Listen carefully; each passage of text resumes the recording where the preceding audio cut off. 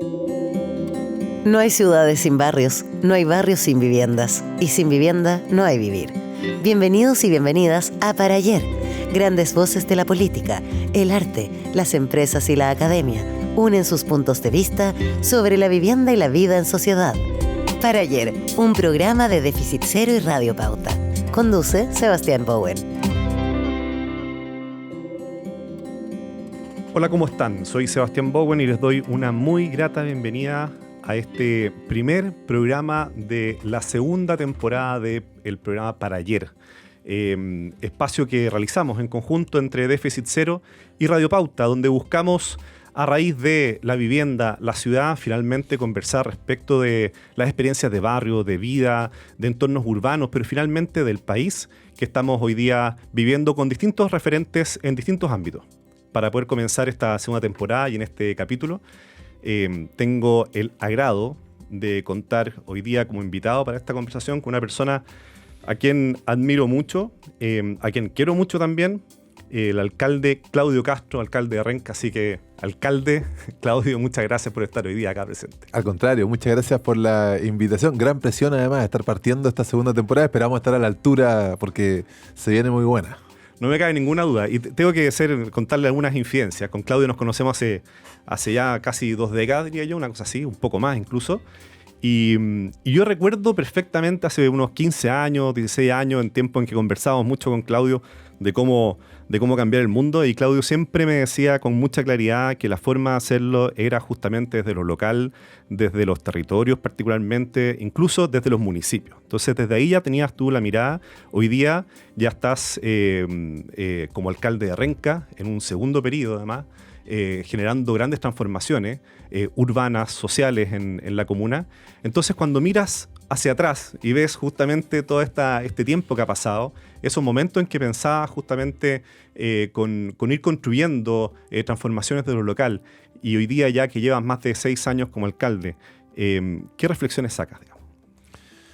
Bueno, yo diría que efectivamente llegar a haber sido elegido la primera vez, ¿no? Ya a fines del 2016 como alcalde de Renca, fue una consecuencia de distintas experiencias que se fueron acumulando en el tiempo y donde se fue asentando esa convicción, que efectivamente la forma de poder llevar transformaciones de cuestiones que nos duelen, ¿no? La injusticia, la desigualdad, la inequidad territorial, estaba precisamente en los territorios, como un lugar, y en los municipios particularmente, como un espacio que permite hacer gestión, un espacio que permite estar en un contacto muy directo con la ciudadanía, un espacio donde tal vez, incluso más allá de las atribuciones, ¿no? Que en Chile los municipios son un caso bien anómalo respecto del mundo. Somos administraciones locales que tenemos atribuciones bien limitadas, incluso respecto de construir ciudad,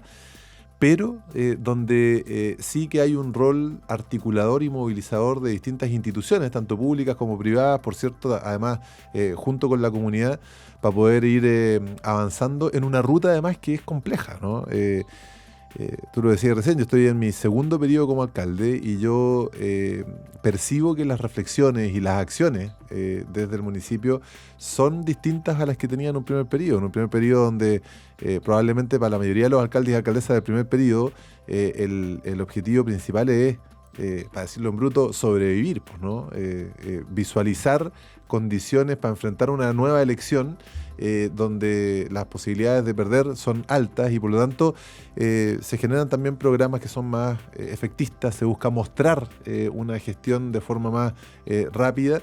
Yo diría que nosotros hemos ido avanzando también, sin dejar de hacer eso, por cierto, esto es la dinámica política y electoral obliga a que así sea, pero yo también me siento hoy día un alcalde en el final del segundo periodo, voy a ir a la reelección además, y por lo tanto proyectando también lo que podría ser un eventual tercer periodo si nos va bien en la elección, donde me hace mucho sentido esas ideas, ¿no?, de hace algunos años atrás respecto de la posibilidad que existe de transformar desde un municipio.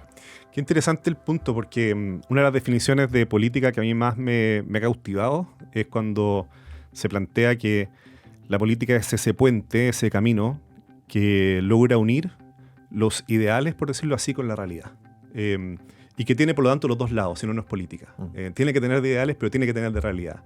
Una discusión además que está muy en boga hoy día, ¿cierto? Respecto de grandes transformaciones, pero cómo llevarlas en la práctica. Y eso es lo que te ha tocado ir viviendo directamente desde la gestión de los municipios y le toca vivir a los alcaldes constantemente. Cómo los ideales los podemos plasmar en la realidad.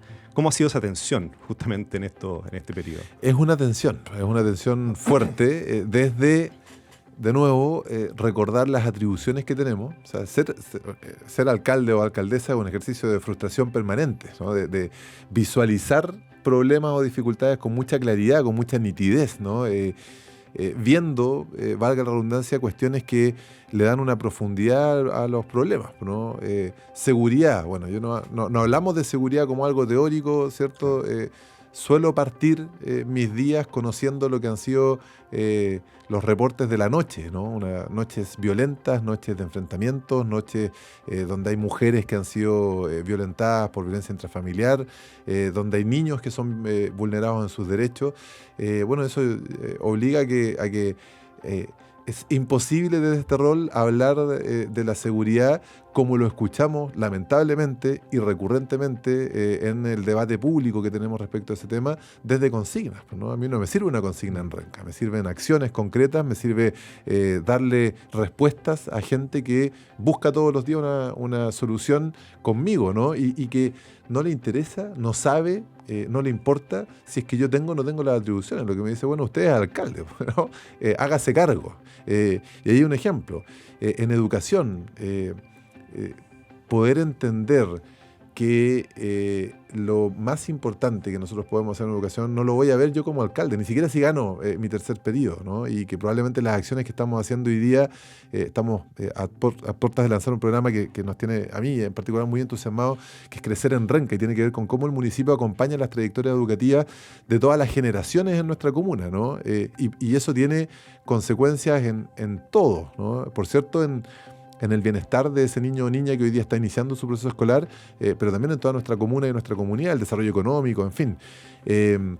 Y el desarrollo urbano es lo mismo, ¿no? Los proyectos más relevantes respecto de lo que define, ¿no?, el futuro, en este caso urbano de Renca, no están dados por proyectos que muchas veces se llevan la gran carga para un alcalde o alcaldesa. La pavimentación de una calle, el mejoramiento de una plaza, incluso la construcción de alguna infraestructura nueva, sino que más bien tiene que ver con planificación urbana que también se ejecuta en plazos que exceden por lejos los periodos locales, ¿no? Entonces, ahí se juega de manera bien concreta esta distancia entre una idea ambiciosa de transformación, que la tenemos, ¿no?, en Renca, desde el minuto uno. Mi primera campaña era súmate al giro, ¿no? Y el giro es la idea del cambio, una idea muy utilizada en política y muy efectiva además en política. Básicamente decir que lo voy a hacer mejor que el que estaba antes, ¿no? Eso es fácil decirlo, es difícil hacerlo.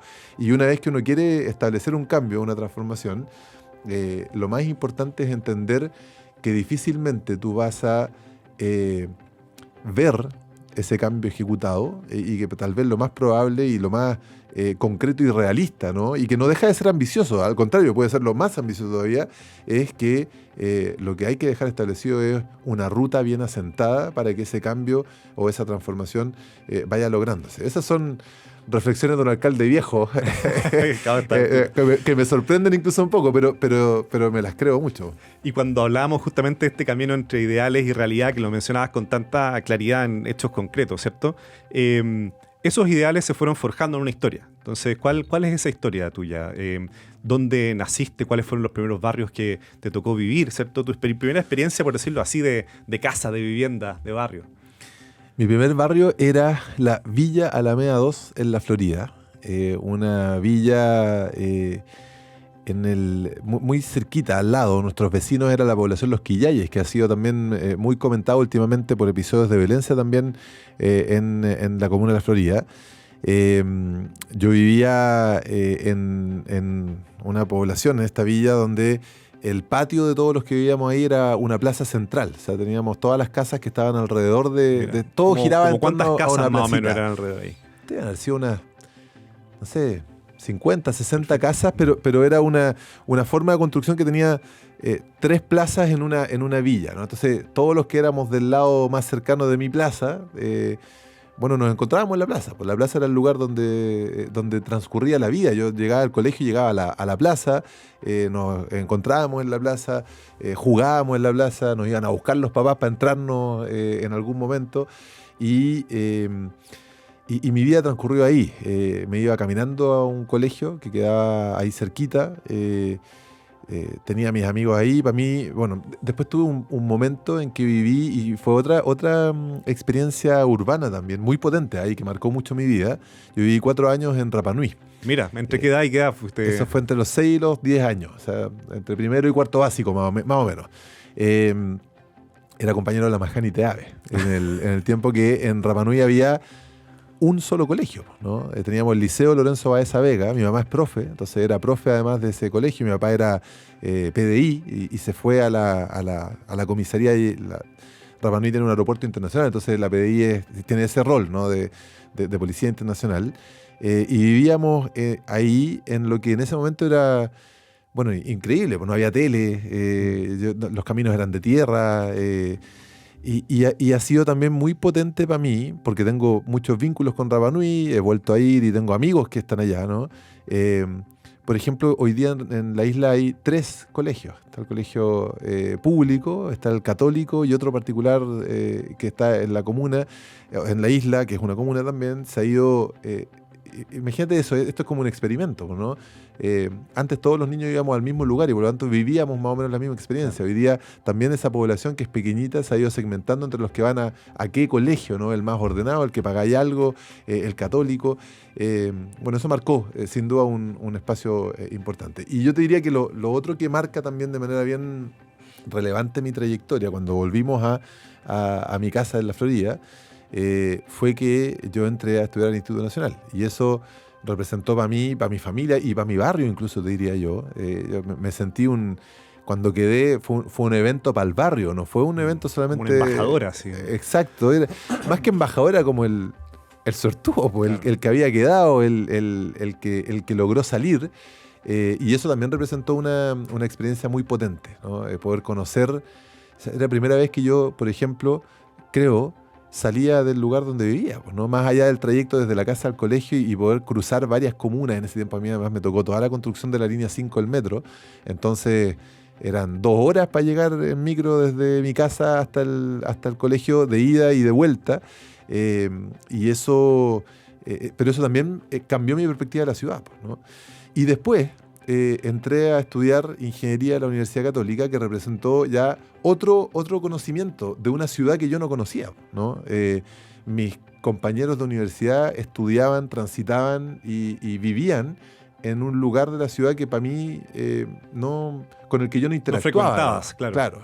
Y eso también significó otro, yo diría, incorporar una mirada distinta, ¿no? Desde tal vez incluso el estigma previo a sentirme paulatinamente parte de este otro lado de la ciudad, pues la ciudad de las oportunidades, del privilegio.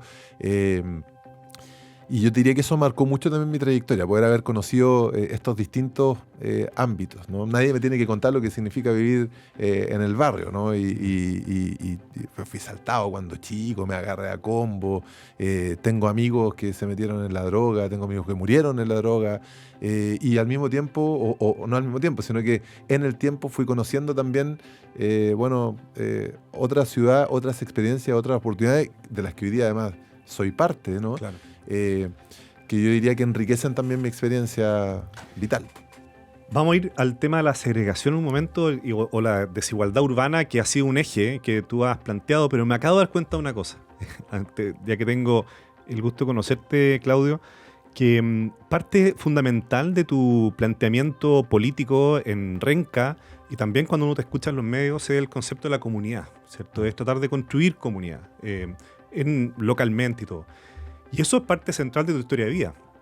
Cuando tú mencionas este patio, ¿cierto?, central de un espacio de viviendas que se compartía ahí, era una experiencia comunitaria. Entonces, ese vínculo me parece sumamente interesante de que tú hayas vivido esa experiencia y luego desde ahí puedas ir construyendo también un discurso más político que tiene como contraparte toda la discusión respecto a la segregación urbana. que también ha sido un eje tuyo de plantear la desigualdad territorial y cómo hay gastos más fuertes o inversiones más fuertes en ciertos lugares de la ciudad, esta ciudad de las oportunidades, versus, por ejemplo, lo que te toca ver en Renca. Entonces, ¿cómo empezar a modificar esa segregación, esa desigualdad urbana, pero al mismo tiempo fortalecer el sentido de comunidad? Y tú, ¿cómo lo has vivido más desde la experiencia como persona y también como alcalde? Sí. Mira, yo diría que lo primero es enfrentarlo, ¿no? Hablar de esto y hacerlo también sin buscar una odiosidad en esa revelación, que además no es ninguna revelación muy novedosa para la gente que vive la segregación de la ciudad todos los días, pero que al mismo tiempo, porque yo diría que una cosa es evidenciar la segregación y la inequidad de la ciudad, pero lo que yo veo que culturalmente está muy asentado en nuestro país, y en la ciudad de Santiago especialmente, es que para aquellos que aspiran a vivir una vida mejor, casi que la condición para que eso suceda es el desplazamiento territorial hacia aquel lugar donde la ciudad me ofrece mejores oportunidades. Y desde ahí es que culturalmente la integración social, ¿cierto?, como algo deseable en Chile, y en la ciudad de Santiago particularmente, se entiende como abrir espacio para los que han tenido menos oportunidades en un lugar que ha tenido más oportunidades, ¿no? El edificio de Lavín en la Rotonda Atenas es el principal ejemplo de eso. Yo me acuerdo, yo era alcalde, era mi primer periodo, y todos los medios de comunicación hablaban del proyecto de integración social, y el símbolo de la integración social era que unas poquitas familias de otros lugares de la ciudad llegaran a vivir a la Rotonda Atenas, ¿no? Y yo diría que eso culturalmente está muy instalado. Yo lo percibo en vecinas y vecinos de Renca, y lo percibía en la Florida cuando era chico, ¿no? El que se va aspira a una vida mejor. Y yo diría que lo que nosotros tenemos que hacer, especialmente que no estamos en cargos públicos, pero también está una cuestión cultural y por lo tanto se enfrenta con relatos y con conversaciones en todos los niveles, es que lo que tenemos que lograr verdaderamente es que las oportunidades estén en todos los lugares, ¿no? No trasladar a las personas a los lugares donde la ciudad sí ofrece oportunidades. Y yo diría que de eso estamos lejos todavía. Y eso tiene consecuencias muy prácticas. En general, cuando nosotros hablamos de desigualdad, se pone el dato de el ingreso per cápita que tiene un municipio del sector oriente respecto a un municipio del sector poniente. Pero no se habla de que el Estado de Chile, que es el gran constructor de infraestructura pública, no son los municipios, genera infraestructura distinta en el sector oriente que en el sector poniente, ¿no? Reproduce esa misma desigualdad. Exacto. Y el Estado de Chile, o sea, yo entiendo la diferencia que existe presupuestaria entre Las Condes y Renca, ¿no? Y tendremos que solucionarla, no sacándole plata a Las Condes, sino que aumentando los presupuestos del resto de los municipios y con atribuciones, por cierto, entre medio. Pero no entiendo que el Estado de Chile construya infraestructura distinta, de distinto estándar, en Las Condes que en Renca, ¿no? Y eso ha pasado. Abo es el ejemplo hoy día más reciente que lo recuerda todos los días, ¿no? Américo Vespucio pasa por muchas comunas, pero solamente en Vitacura, Las Condes y La Reina es una autopista soterrada con un parque muy bonito en superficie, ¿no? El resto de los lugares, hace poquito, ¿no?, la buena noticia era que van a poner no sé cuántos kilómetros de barreras de sonido en todo Américo Vespucio Sur. Bueno, eso no es necesario en Américo Vespucio Oriente, ¿no?, porque ahí se hizo abajo tierra. Bueno, eso no fue la municipalidad, fue el Estado de Chile. Entonces, mi punto con esto es que esta concepción de la integración social como la idea de desplazarse, que en Santiago se vive muy nítidamente, ¿no?, pero en regiones también. Las oportunidades están en la capital regional, y para el que llega a la capital regional, bueno, el salto a lo mejor para Santiago se vuelve cada vez más claro, ¿no? Tiene consecuencias también en nuestra estructura política, en las decisiones políticas que se toman, y por eso es que me parece tan importante enfrentarlo. Y detrás de eso está la concepción de comunidad, pues, ¿no? Una comunidad se entiende como las interacciones también que suceden entre las personas en un territorio determinado, no cuando se mueven a otro lugar, pues, ¿no? Y me parece muy importante hoy día, y yo he ido confirmando esa idea, ¿no?, de una mirada comunitaria en la política como algo que define también mi actuar y los vínculos y las alianzas y las coaliciones. Yo soy un actor político. Si esto, lo que tú estás planteando con tanta claridad, no es tema en la agenda pública y por lo tanto en la agenda política, ¿cierto?, los cambios no se dan. Ese es el esfuerzo que has tratado de plasmar con estos ejemplos concretos, por ejemplo. Y en ese sentido, en periodo que viene ahora de elecciones municipales, elecciones de gobiernos regionales, posteriormente elecciones presidenciales y parlamentarias, ¿cómo podemos instalar esta temática de la desigualdad territorial, pero al mismo tiempo del el mismo déficit habitacional o déficit urbano, en la agenda pública y por tanto en la agenda política? Tal vez es una de las grandes deudas, ¿no?, que ha habido, es poder instalar las temáticas de vivienda y las temáticas de acceso urbano, ¿cierto?, de oportunidades urbanas en la discusión política propiamente tal. Y se abre una ventana en estos 2 años que vienen. ¿Cómo lo podemos hacer a partir de la experiencia que has tenido? Bueno, en Chile, especialmente el año 2019, nosotros vivimos con mucha crudeza, ¿no?, lo que significa una explosión o un estallido social, pues, ¿no? Cuando se va acumulando en la sociedad este sentido de desigualdad, de injusticia, y que finalmente termina no siendo canalizado por nuestra institucionalidad política, sino que más bien la calle y la violencia, ¿cierto? Y el alejamiento precisamente de las instituciones y de la política fueron lo que primó en ese momento. Yo estoy convencido hoy día, y esto es un convencimiento al que voy llegando, que será alcalde lo reafirma, ¿no?, que la inequidad territorial, ¿no?, el acceso, o para decirlo en positivo, la posibilidad de acceder a una... Cuando tú me preguntabas cómo fue mi experiencia del barrio en la mañana, ¿no?, o sea, en mi vida anterior, hace un ratito, la experiencia de una persona vive la vida en un espacio físico determinado y en ese espacio físico determinado ejerce su idea de democracia también, pues, ¿no? Si ese espacio físico determinado es un espacio evidentemente distinto de otros espacios que yo veo, por ejemplo en la televisión, que muestra muy mayoritariamente los espacios bonitos de la ciudad, bueno, se acumula ahí un sentido de injusticia social. Lo que quiero decir de otra forma es que la inequidad territorial, desde mi punto de vista, está íntimamente vinculada con la injusticia social. Y por lo tanto, si no nos hacemos cargo de la inequidad territorial, bueno, la posibilidad latente de un estallido, de un conflicto social, va a estar siempre presente. Y me parece a mí que entonces avanzar en justicia territorial es un aporte muy grande para poder buscar también la paz social junto con muchos otros, ¿no? La crisis educativa hoy día es central hacernos cargo de eso, pero lo territorial también. Y eso... bueno, es algo que yo creo que debe estar presente en el debate público. Creo que pasa por seguir avanzando en descentralización. Chile sigue siendo el país más centralista en la OCDE, ¿no?, que nos gusta comparar, ¿no?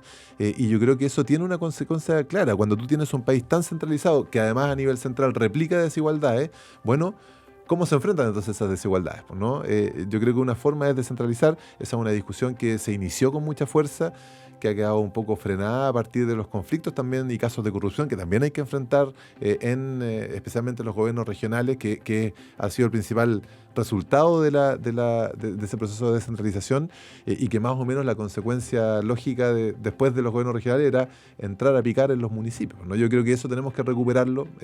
Estos años son importantes para eso, pero claro, también cuesta ver alineada la discusión pública y política con este tipo de prioridades, porque más bien, a propósito de lo que hablábamos antes de estos periodos de 4 años y tenemos un sistema político que está más preocupado de hablar de lo efectista que de lo importante. Estamos cerrando el programa acá con el alcalde Claudio Castro.